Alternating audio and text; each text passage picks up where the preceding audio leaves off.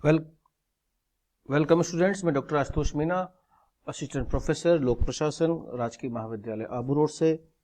हम पढ़ रहे हैं बीए थर्ड ईयर लोक प्रशासन का पेपर सेकंड, जिसका नाम है भारत में स्थानीय प्रशासन। उसका अगला टॉपिक आज हम अध्ययन शुरू कर रहे हैं। भारत में स्थानीय शासन का विकास कैसे कैसे हुआ, इसको हम 3 कालों में बांट सकते हैं: प्राचीन काल, मध्यकाल, ब्रिटिश काल। भारत में स्थानीय स्वायत्त शासन की संस्थाएं बहुत प्राचीन काल से चली आ रही हैं। फिर भी नगरीय एवं ग्रामीण दोनों प्रकार की स्थानीय संस्थाओं का व्यवस्थित आरंभ हम लोग 19वीं शताब्दी से मान सकते हैं। इन संस्थाओं के विकास के अंकुर या जो बीज हैं, उसको विद्वानों ने मानव मन की प्रकृति में माना है। मतलब विद्वानों को यह मानना है कि स्थानीय स्वशासन का जो उद्भव है वो मनुष्य का प्राकृतिक व्यवहार है। स्थानीय सरकार को मानव की मनोवैज्ञानिक और व्यवहारिक आवश्यकता के रूप में रेखांकित करते हैं। मानव की सदैव ये इच्छा रहती है कि जो भी सरकार हो वो उसके स्वयं के द्वारा, मतलब हम उसमें स्वयं शासक बने, उसके स्वयं के द्वारा शासित हो, अच्छी सरकार हो। मानव प्रकृति से स्व केंद्रित होता है। वह कभी यह पसंद नहीं करता कि उसके सार्वजनिक मामलों में कोई, उसके निजी मामलों में भी कोई और निर्णय ले, उसके हितों को लेकर ही कोई और निर्णय ले। मानव मन की यही इच्छा अतीत काल से स्थानीय संस्थाओं के विकास का हम प्रारंभ मान सकते हैं। पंचायतें, जिन्हें ग्रामीण स्थानीय प्रशासन की सबसे लोकप्रिय इकाई माना जाता है, बहुत पुरानी संस्था है जो अतीत में अपने आप में स्थानीय शासन में समर्थ इकाई होती थी। प्राचीन काल में इसी पंचायत व्यवस्था के कारण प्रत्येक ग्रामीण समाज अपने आप में एक छोटा सा राज्य, आप उसे कह सकते हो, खुद की एक सरकार वहां उसे मान सकते हो। इसने भारत की जनता को एकता के सूत्र में बहुत अच्छी तरह से आबद्ध कर रखा था।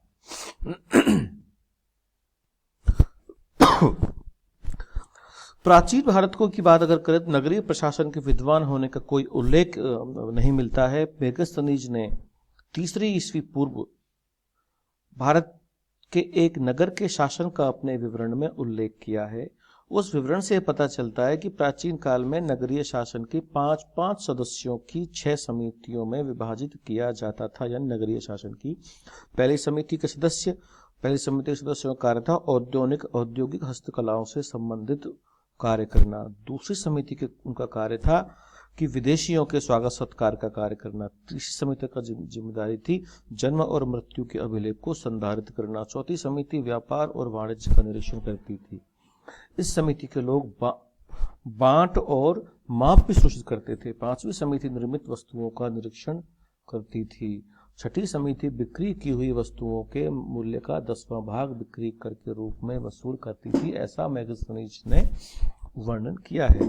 इससे यह स्पष्ट होता है कि प्राचीन भारत में आज की भांति स्थानीय शासन को नगरीय एवं ग्रामीण क्षेत्रों में विभाजित किया हुआ था। दोनों तरह ही स्थानीय प्रशासनिक व्यवस्था पृथक रूप से संचालित हम ऐसा मान सकते हैं।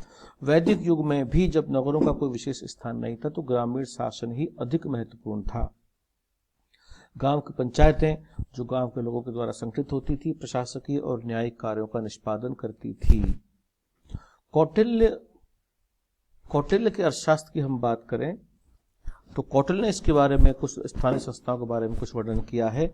उन्होंने बताया, उनके जो पुस्तक है अर्थशास्त्र, उससे स्पष्ट होता है कि ग्रामीण जीवन में राजा का न्यूनतम हस्तक्षेप था। मौर्य काल में शासन की सुविधा की दृष्टि से प्रांतों को निम्न प्रकार से बांटा गया। कैसे बांटा गया आप देख सकते हो स्लाइड में: जनपद, स्थानिक, द्रोणमुख, स्वारवर्तिका, संग्रम और ग्राम। जनपद अथवा जिले का मुखिया, जिसको जनपद को जिला कह सकते हैं, इसका मुखिया को हम उस वक्त स्थानिक कहा जाता था। ग्राम का अधिकारी ग्रामिक के नाम से जाना जाता था। 5 या 10 ग्रामों का अधिकारी गोप कहलाता था। मौर्य काल में चंद्रगुप्त में स्वायत्त शासन प्रणाली प्रस्तुत कर शासन की विकेंद्रीकरण की नीति अपनाई थी। इस काल में नगर का सबसे बड़ा पदाधिकारी नागरिक कहलाता था। नागरिक गोप और स्थानिकों की सहायता से नगर का शासन करता था। इसके बाद में राजपूत काल और गुप्त काल में कोई बहुत इसका स्पष्ट वर्णन नहीं है। राजपूत काल में सामंत व्यवस्था स्थापित थी और वे केंद्रीय शासन से नियंत्रण से मुक्त होने का प्रयत्न भी करते थे। अगला बिंदु है मुगल काल। मुगल काल में स्थानीय व्यवस्था कैसे, इस पर चर्चा करते हैं। इस काल में देश में स्थानीय शासन विद्यमान था, ये मान सकते हैं। मुगल काल में नगर का प्रशासन जिले का जिस अधिकारी को चलाया जाता था उसका नाम था कोतवाल।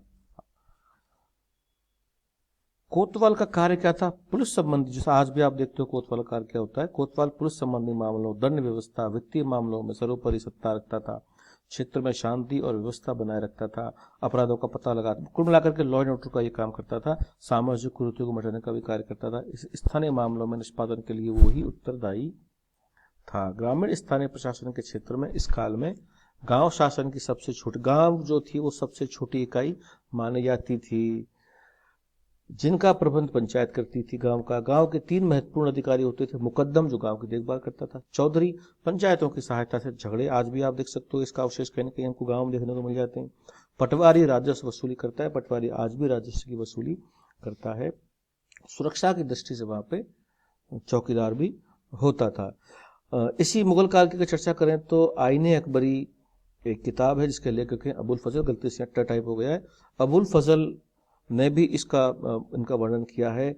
आईने अकबरी में नगरीय जीवन और उसके अधिकारियों के विषय में कहा गया है, कोतवाल के पद पर नियुक्त होने वाले अधिकारी को अनुभवी, कुशल, विचारवान और चतुर होना चाहिए।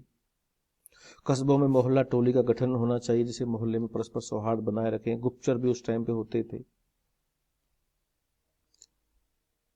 आईने अकबरी में आगे तत्कालीन नगरीय प्रशासन और उसके पदाधिकारी जो अपेक्षाएं की गई हैं उनसे स्पष्ट होता है कि जो भी घटनाक्रम उस समय हुआ करते थे उन सबके नियमन का दायित्व शांति में नागरिक जीवन की दृष्टि से नगरीय शासन और उसके अधिकारियों पर छोड़ा गया। अब ये मुगल काल और प्राचीन काल का हमने अध्ययन किया है। अगला बहुत ही इंपॉर्टेंट है, क्योंकि स्थानीय शासन की वास्तविक जो नींव है वो ब्रिटिश काल से ही होती है। ब्रिटिश काल का 6 चरणों में वर्णन करेंगे, लेकिन फिलहाल इस विषय को हम यहीं समाप्त करते हैं। Thank you.